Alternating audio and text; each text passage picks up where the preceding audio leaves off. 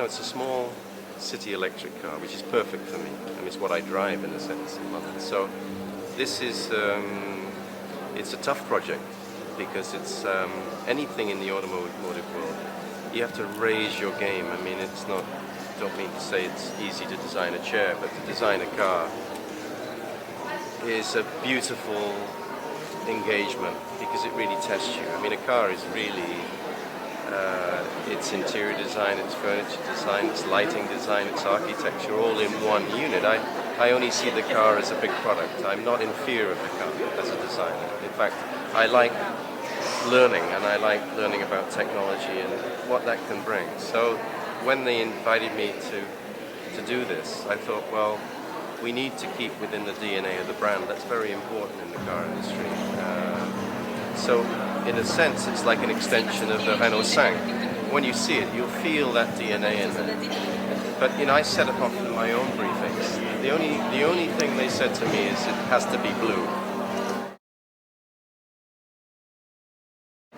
Yeah, well, it's really a test. I mean, when you do a project like this, start to finish in 1 year, I mean, I'm designing everything with my team. And no, there's no difficulty. Once you set up the rapport with the client, and you know, remember the client is constructed of engineers, designers, management, technicians. Once you form a bridge between your own team and their team, and make sure that you're assisting, you're there to help Renault grow. You're not competition. You're actually there. They say, you know, you can't put everything into one thing, and you can't be all things to all men. I mean, that's ridiculous. But what's great about Renault is it's a democratic brand, and it truly is. I mean, and so when they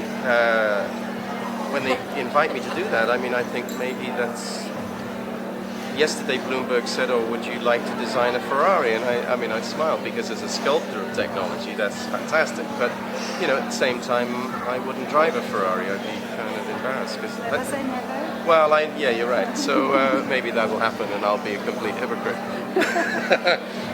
No, but one thing that struck me last night, I was at dinner with a great friend, and he said that when Mark launched his car with Ford and J. Mays in the 80s, actually, this was a time when money was everywhere. I mean, you could wipe your brow with money. It was easy. Now, in this economic climate, for a company to do this, and actually to co-brand, this is a co-branded project. This is Lovegrove and Renault. I mean, you never hear that.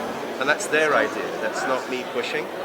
And I mean, the results are pretty funky. Tell us. Yeah, well, one of the things I wanted to do was take a small car and make it feel spacious. So when you enter the vehicle, you can't believe how big this thing is. I've made it pilot-centric, it's driver-centric, which is really interesting, and I've unleashed all of my parametric modeling that I've been pushing ahead with in my studio, all the digital languages that you see emerging in my work. I mean, you'll see it in Milan this year with Vendôme and Masvit and Artemida. You'll see that I'm trying to develop a kind of nature language out of industry. The car that will be revealed today has a lovely sense of something subdued on the outside. It's like, it's not mysterious, but it appears. Yeah, and it's got a fantastic color, which is E-Plane, absolutely perfect. So when they said blue, I thought, yes. And be only this Yeah, and I found the guy that actually restored all of E-Plane's paintings. I mean, this is things I do culturally because I'm interested in the depth of an idea. So there's the power of space, the mystery of outside, inside, but the unity of outside, inside, which you very rarely see on a car. Why? Because the outside is done by one designer and the inside is done by another designer, and I don't understand that.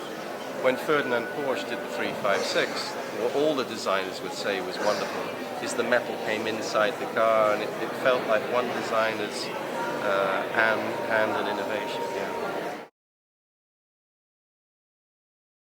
I'm 55. The first thing I designed was when I was 16, and I haven't had a day off. I mean, this is my forte. I love industrial design. That's what I do. So I do airplanes and bicycles and watches. I mean, that's what I do for a living. So I have no fear of technical limits. In fact, I create technical limits.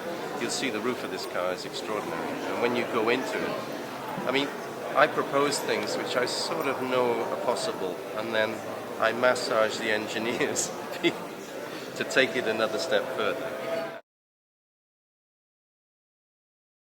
Well, I'm going to talk about this today, but the thing is that it is a concept car, and what I like about concept cars is that I think in the other industries we should have concept everything. I think you should be able to show the public what are the limits of your innovation, and then, but what I like about Renault is they present these incredible concept cars, but the reality is not very far away. This, for me, is an absolute breakthrough. Instead of seducing somebody with something so radical, they go, wow, and then you look at the car on the street and you think, ooh, not very good. What Renault are pioneering with Lawrence van der Acker is the idea there's a really clear proximity between the concept that is shown and the object which is available. And, you know, it's not my place, but I asked the other day, I said, look, what about doing a limited edition? He said, well, why not?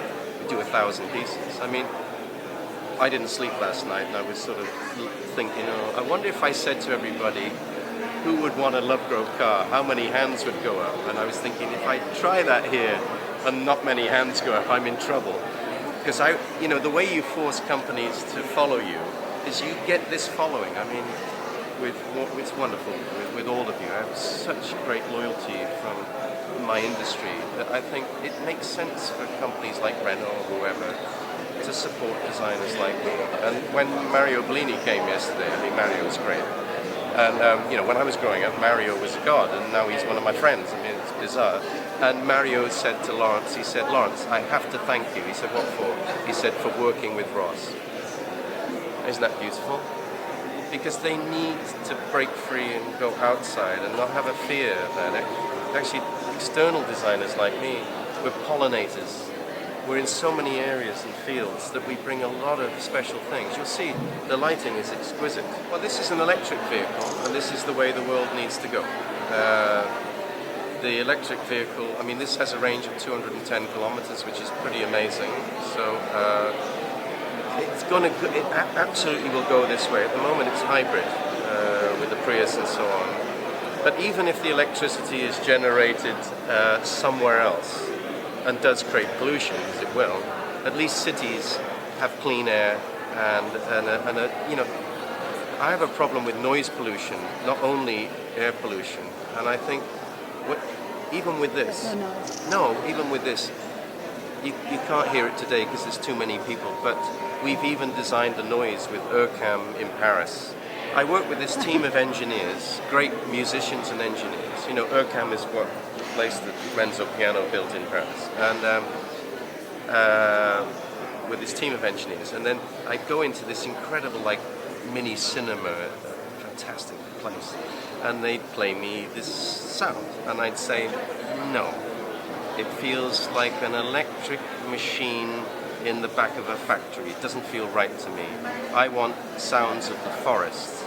And they don't go, oh, stupid. They go, oh, that's interesting. I said, what is the sound of a dragonfly flapping its wings? How do you accelerate and decelerate?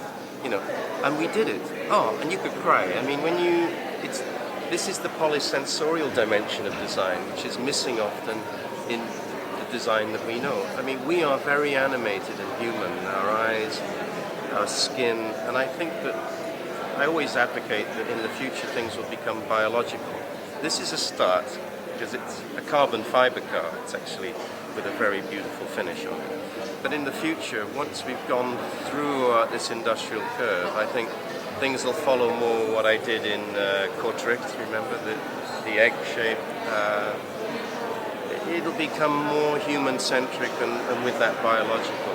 What you see today, if you didn't know who designed it, you would know, yeah? Because there's products that I've done in this car just recalibrated into other forms. So, fantastic, always great to